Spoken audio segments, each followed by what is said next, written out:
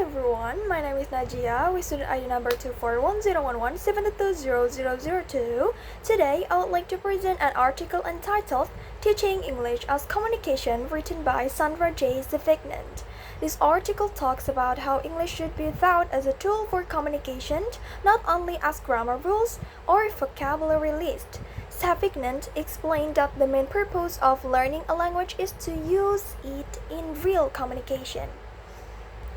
In this presentation, I will explain the article based on this point. First, the theoretical foundation. Second, goals of teaching. Third, teaching approach. Fourth, classroom roles. Fifth, activities and materials. And the last one is error, also assessment. Let's talk about the theoretical foundation first.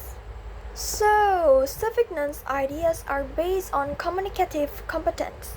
Communicative competence means the ability to use language correctly and appropriately in real situations. So, according to this article, knowing a language is not only about knowing grammar, but also about knowing how to use language, knowing when to use it, and knowing why we use it. Language is seen as something meaningful, context-based, and purpose-driven. Students learn language better when they use it to communicate, not when they only memorize rules. Okay, we're going to move to the goals of teaching. The main goal of teaching English as communication is to help students communicate effectively. Students should be able to express ideas, feelings, and opinions in English. Another goal is to help students use English in real-life situations, such as daily conversation, school activities, or future work. Savignon also say that teaching should balance fluency and accuracy. Fluency means speaking smoothly and confidently. Accuracy means using correct grammar and vocabulary. But fluency and accuracy are important and should develop together.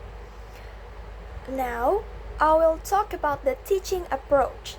The article strongly supports communicative language teaching or CLT. The approach focuses on communication as the main goal of language learning. In CLT, learning is learner-centered. Learning happens through interaction and meaning comes before form.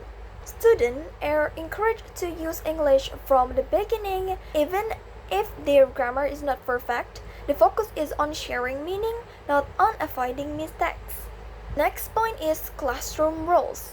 In communicative language teaching, the role of the teacher is different from traditional teaching.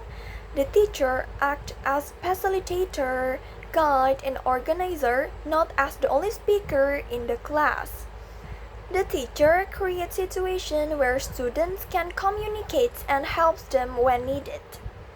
Students also have an important role. They are active participants in the learning process.